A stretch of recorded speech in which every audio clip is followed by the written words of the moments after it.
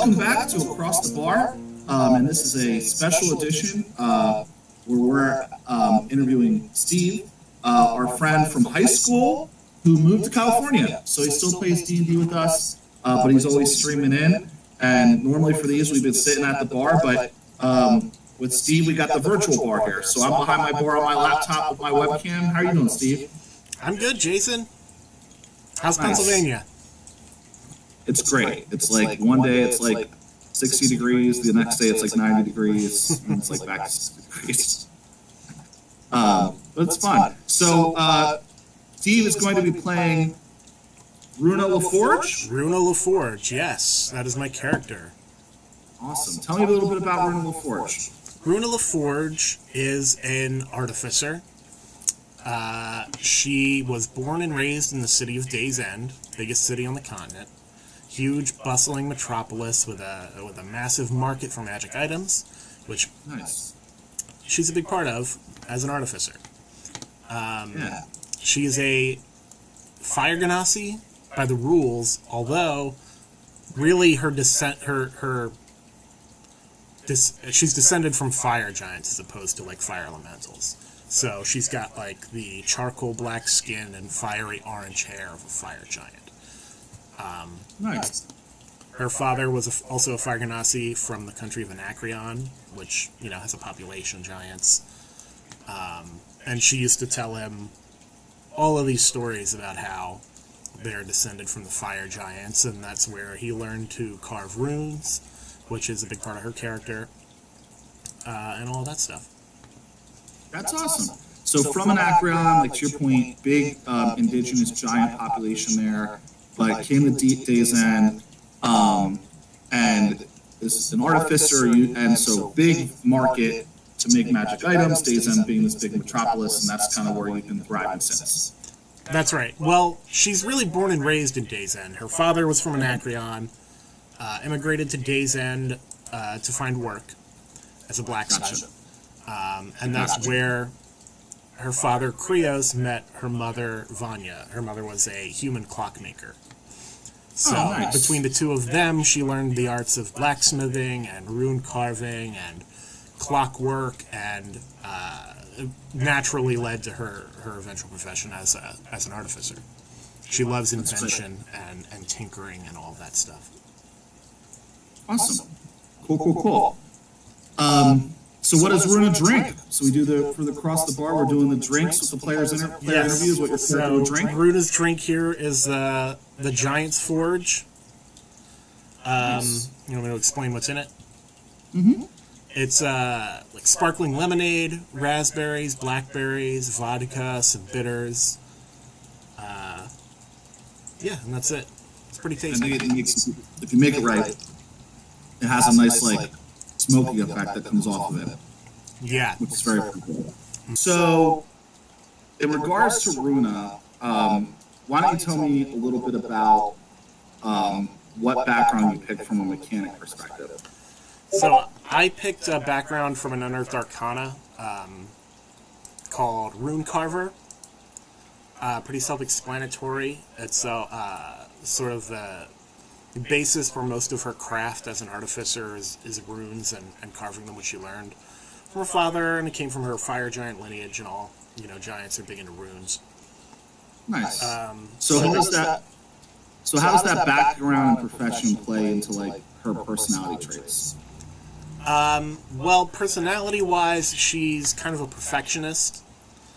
She takes a lot of pride in her work and doesn't want to ever call something done when it's not 100% perfect. But I'd say the bigger influence of her personality is her politics. She's a member of the Artisans Guild of Days End, which is a big political power in the city. Often find themselves at odds with the Midvale Mages Academy, who want to kind of monopolize magic, while the Artisans Guild want to be able to, make their living doing their craft and practicing their crafts. And so as a result of that, she's kind of very anti-authoritarian. The country of Anacreon, which her father's from, abolished monarchy, I forget how long ago at this point in the universe, but several generations ago. So she inherited like a strong anti-monarchist sentiment from her father, and sort of combined with seeing how the Midville Mages Academy was trying to monopolize magic in the city, kind of radicalized her into this like pseudo-anarchist who just really hates any kind of centralized authority. She was involved in a lot of protests during a time of upheaval in Days End when the guards under the employ of the Midvale Mages Academy were fighting with the Artisans Guild in the streets, and she was, into some street brawling at the time, and she kind of got her hands dirty there. Decided she liked it, and kind of started being a little bit of a knee breaker for the Union, for the Guild, I mean, which is how she met Scott's character Remy, who's a member of the Shadows. They teamed up on some jobs, busting scabs, that kind of thing. Nice. Yeah, that's awesome. And we're gonna do a whole other video about that. That's great. Very cool backstory. Very cool motivations. Lots of hooks there to play around with. So we talked about ideals, personality. I think we talked about bonds, right? Like who would you say you feel very closely to? Obviously, the Artisans Guild is probably her biggest loyalty, and her parents.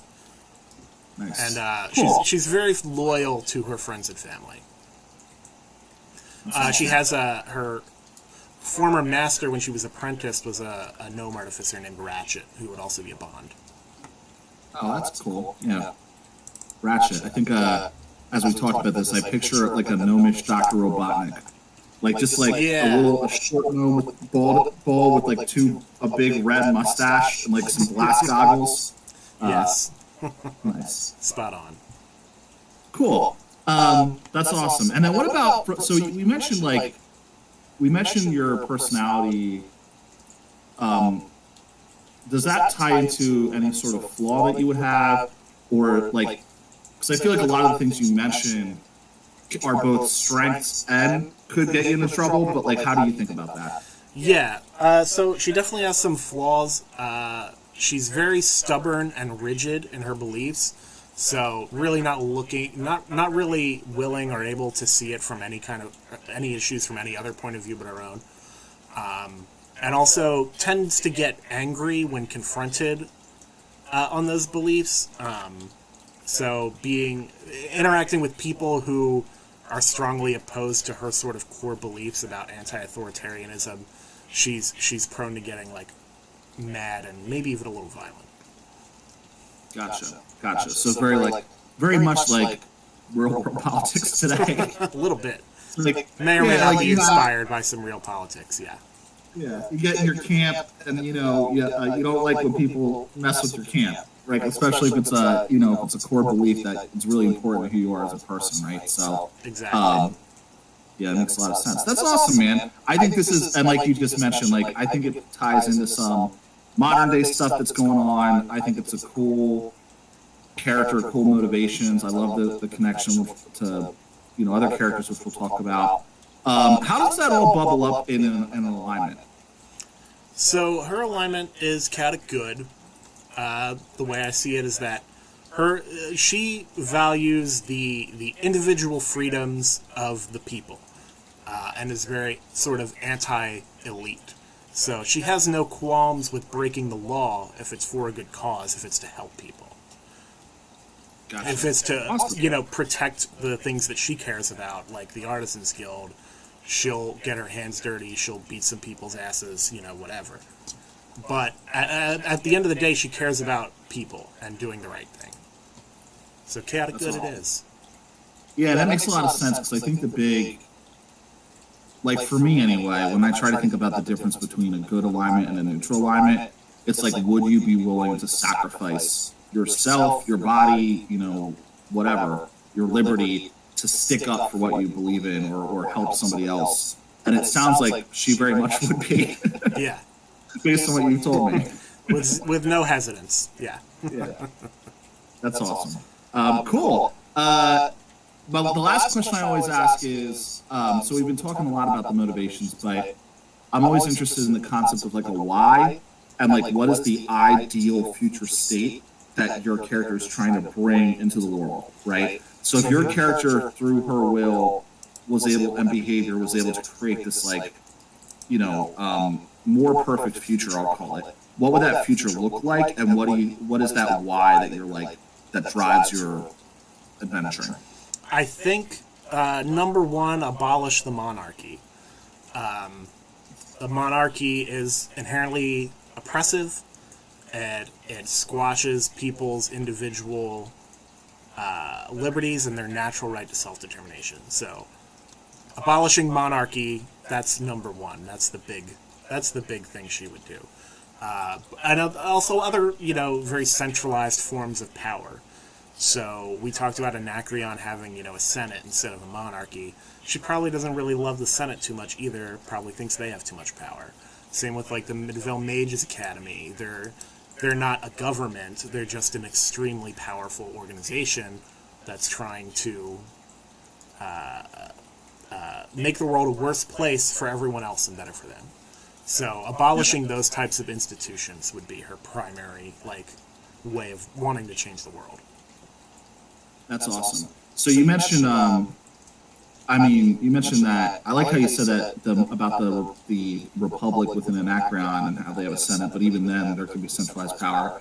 But it's good to call out like most of the countries in this campaign world are very much an old school style monarchy with divine right of kings and all that. So either way it'll work. Nobles like who get all the nobles, benefits of the peasants' hard work, fundamentally unjust in her view. Yeah, abolish all that. No more nobles, no more kings. Love that. Cool. Anything else you want to talk about or add?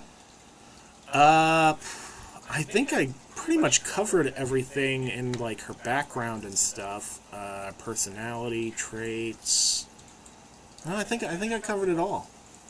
I think that's just about everything. Looking forward to playing with Runa. Me too. Very cool character. Steve, I always love your characters. I think you are a master of your craft, and thanks, you just Jason.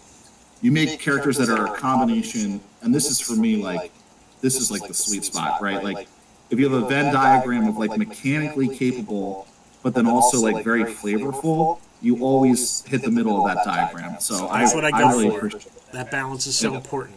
I don't want to be a power gamer, but I don't want to suck at what I'm doing either.